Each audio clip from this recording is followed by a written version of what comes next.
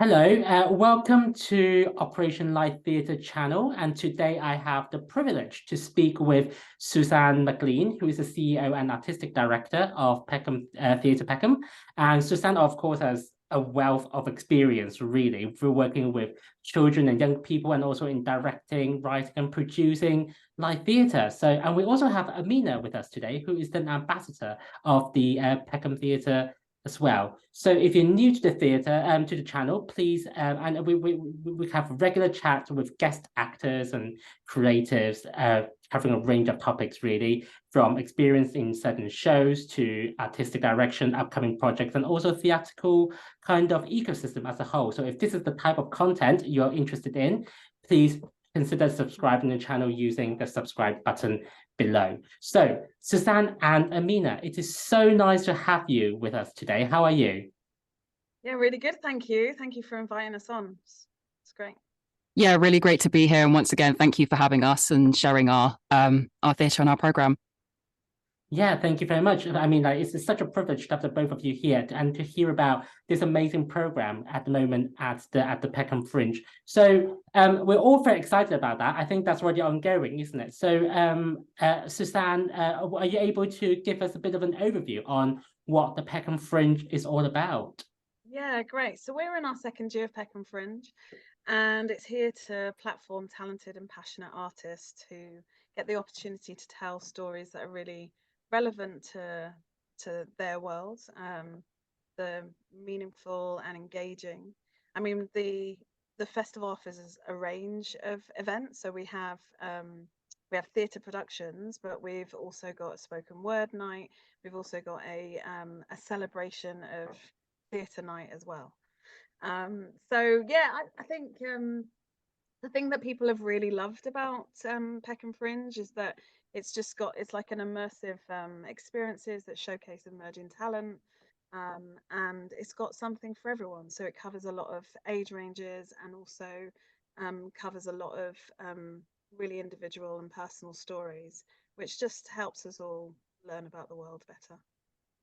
Fantastic. And I think, from what I can see, there is some sort of application process, when it comes to shortlisting and for this kind of show. So can you give a bit of insight on how that went? What did you use as assessment criteria in finding out this new writing in the ecosystem?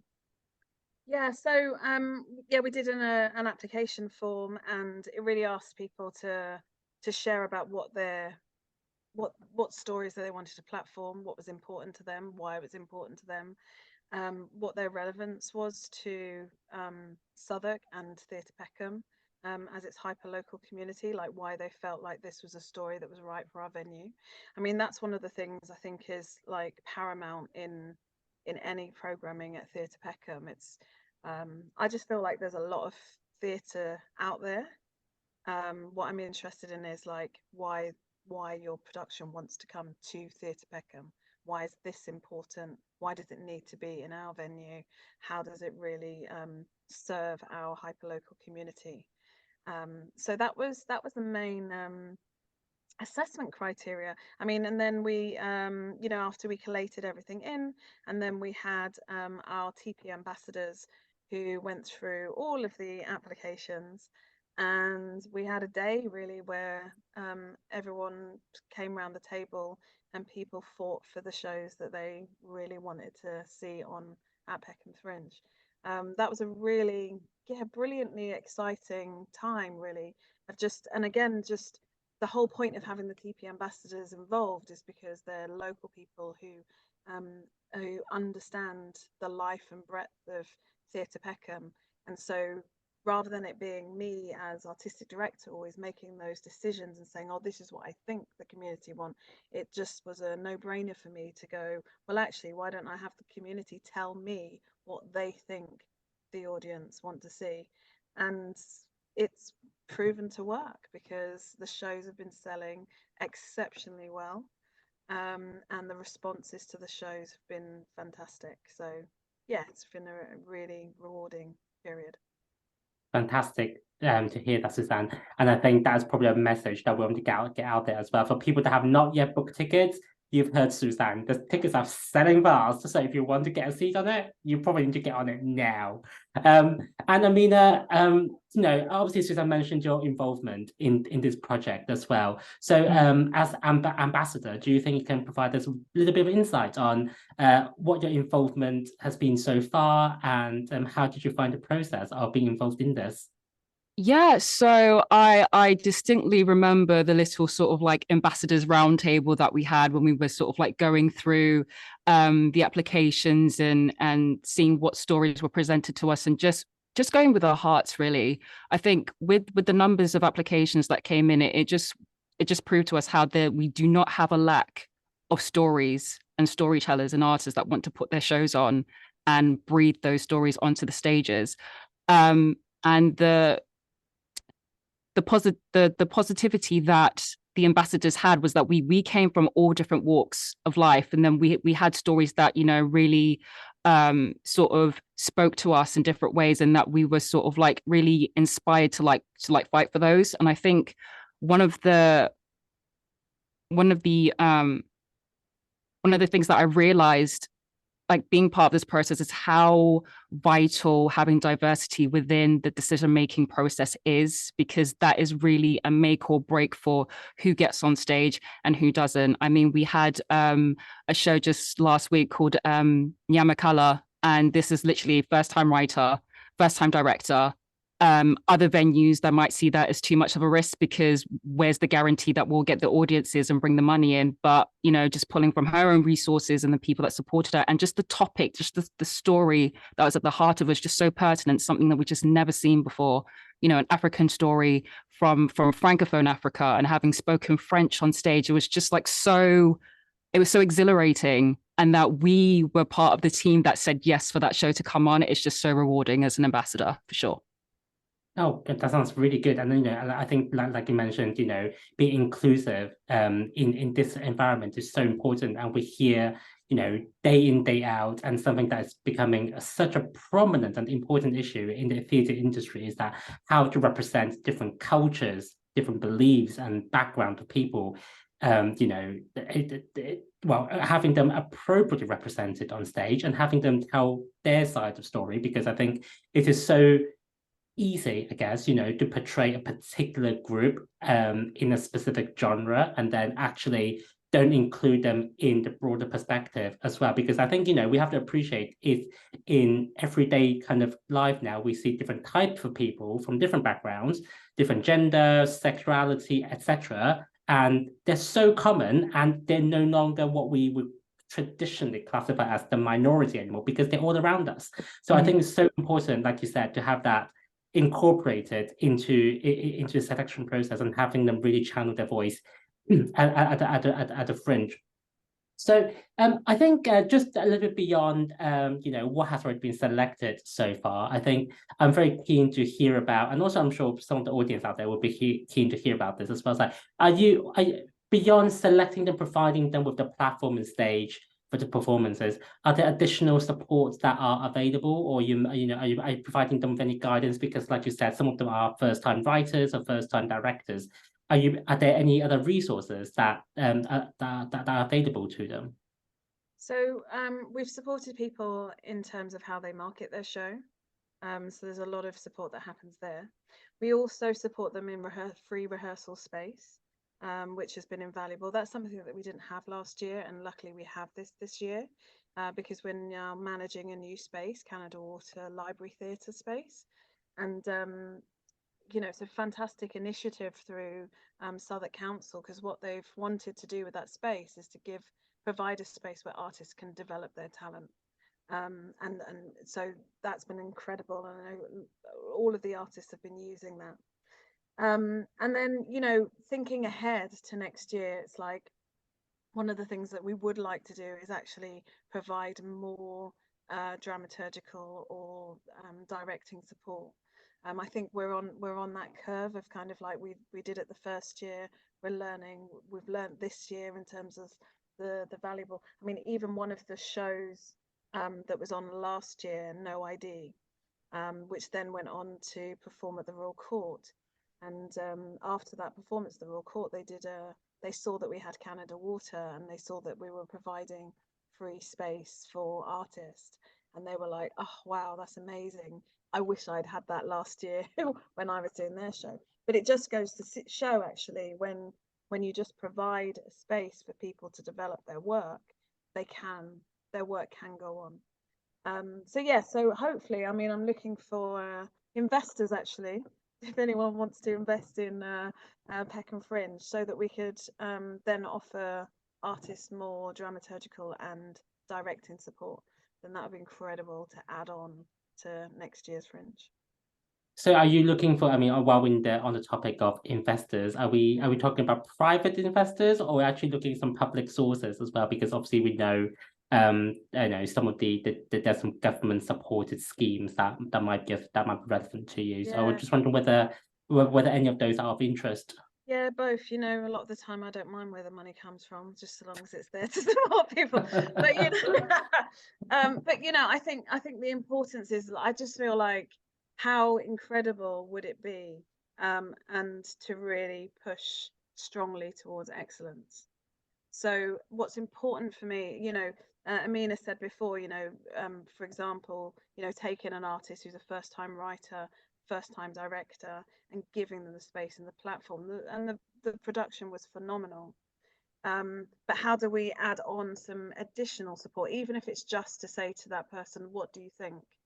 And a lot of that time we've been doing that work within the team as in kind. So, you know, I have a lot of artists, like we had this great production, I Love Acting, but F the Industry, that one that was on, and, you know, I'd read their script before, given them some dramaturgical notes, then gone through another development phase with them.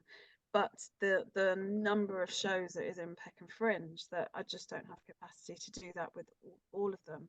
But would I like to do that? Absolutely. And am I necessarily the right person? Maybe not, you know. And what would be really lovely is to have that as a role that goes alongside Peckham Fringe, to really give the artists that additional eye and support. I know when I'm working, I love collaborating. I know not lots of directors don't. They kind of like just direct by themselves. I love collaborating because I love to sit with somebody with another eye, and just to kind of go, what do you think? Are we on the right track? How's this? This is reading like this for me. How's it reading for you? And if we can cover that more, then we're covering more of an experience for the audience. So that's why you know, I think it'd be a really lovely thing for somebody to go, yeah, you know, we'd like to sponsor Peckham Fringe next year, and that element to be under their sponsorship, it would be incredible.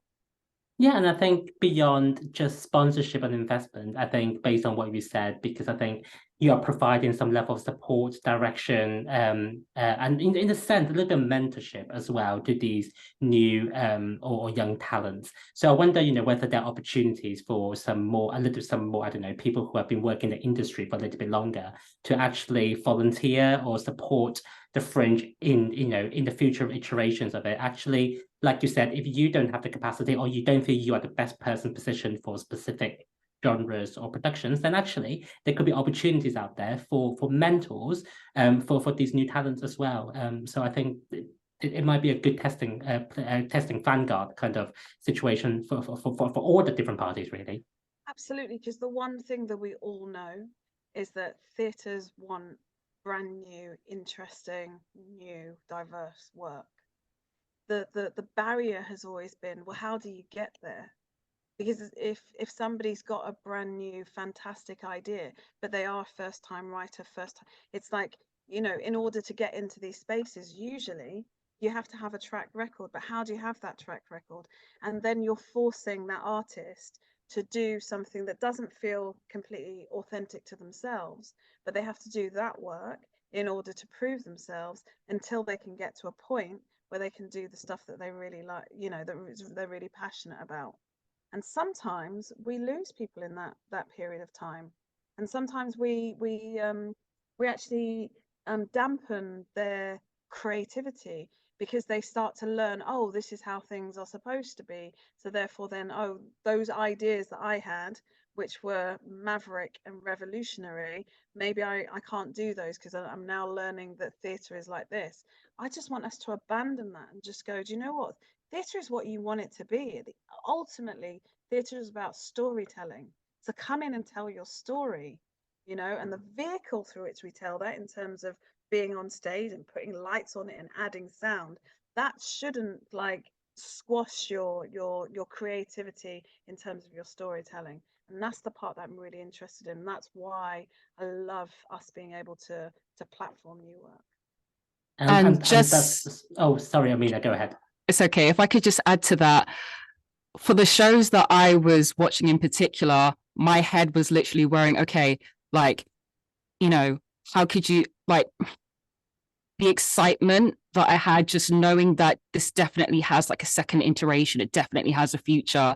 And I'm going down to the creators and say, okay, well, I love this about like, because because there are also other actors that do want to explore other roles within the industry, but because they don't have the connections and they just think, oh, I don't know what to do. So I'm actually really interested in dramaturgy, but I don't have an in, you know, into like really exploring that. So for example, come next year, and I'm also a person that really believes in like in lateral cross collaboration. You have different schemes for like, you know, new directors, new producers, but where is it? Where's the coming together, the centralization of all of these sort of like newbie first time people to then really, you know, show their stuff and just present to themselves like, okay, yes, I'm new, but this is what we can do. Take a chance on me so we can grow.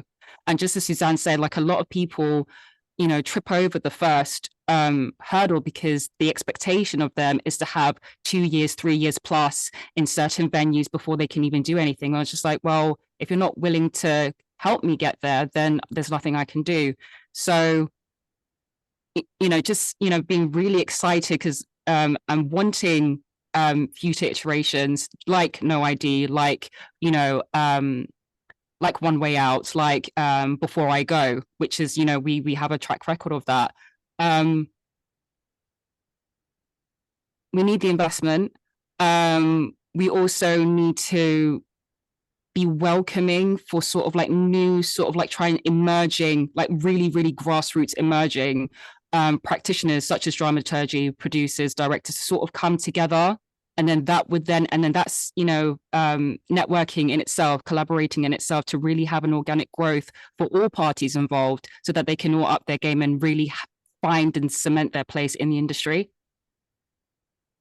I think that's so nicely put. I mean, actually, I think that's something that I think definitely should be really encouraged. And really just to echo what both of you said, really, I think theatre is all about being inclusive and showcase your story, the story that you want to tell. And I think just providing them with a platform and a place to showcase their work, you know, and it may need to go through a few iterations, but I think getting the work out there is a good way for them to learn about the process, what they may want to adapt, you know, following feedback potentially from the audiences. I think, you know, this is an excellent opportunity for the creatives when they have the opportunities such as the Fringe that you're putting on right now. And actually, I think, you know, I don't want to take up too much more of your time, but I think, I just want to ask individually first, Amina, can you mentioned a couple of productions already, but are there any standout ones that you really want to mention in the last few minutes? Just to, I mean, that's still on, hopefully, like people can still catch. Well, from what I've seen, Nyamakala, very strong story at his heart, and you know, definitely has a future once refined and you know further developed. But then, you know, I love acting, but F the industry, absolutely explosive. And it was just sort of like, we're being raw and we're being honest. If you don't like it, that's your problem. And I think, you know, that lack of censorship was just like, yeah, do you know what? Lay it all on the ground, do it. So that was amazing. So if there are any more tickets, I do think it's sold out for its last date. But if you can, try and come in on the 31st of May. Okay, excellent recommendation. What about you, Suzanne? So, for One More Day to Live, it's It's a really powerful story about what it means to be Muslim in modern Britain today. So that's on this week. So I definitely I'm going to see that. I think people should come and see that. Also, one that I'm really looking forward to is called Taking It Back, which explores the lives of vigilantes who rob a museum to return stolen artifacts back to their country of origin. So I'm really super excited to see how that one pans out. And yeah, and then our closing event with our young producers. So we have a young producers group, and they've been on a 10-week course with us, and so they'll be closing the festival with an event. So I'm super excited to see what they create in terms of that as an event. Fantastic. This seems like there are quite a lot of shows that are very exciting. I've already heard quite a few for the both of you, really. And I just want to say to the people who are watching this, I will be posting a link to the Peckham Fringe as well in the description. So that should hopefully be a little bit easier for you to access. And remind me, the Fringe is open and running until June, but can you remind me exactly which day of June? Yeah, to the 5th of June, 4th of June. 4th of June. Okay, guys, you've still got about 2 weeks or so to catch the brilliant performances there. So I think that pretty much wraps up the interview today. Only a short one, but thank you very much, Amina and Suzanne, for joining me today. Hopefully that gives a little bit of snippets to the viewers, and also advertising some of the wonderful opportunities to investors, but also mentors and also potential audiences who might be interested in attending as well. Thank you. Thank you. Thank you.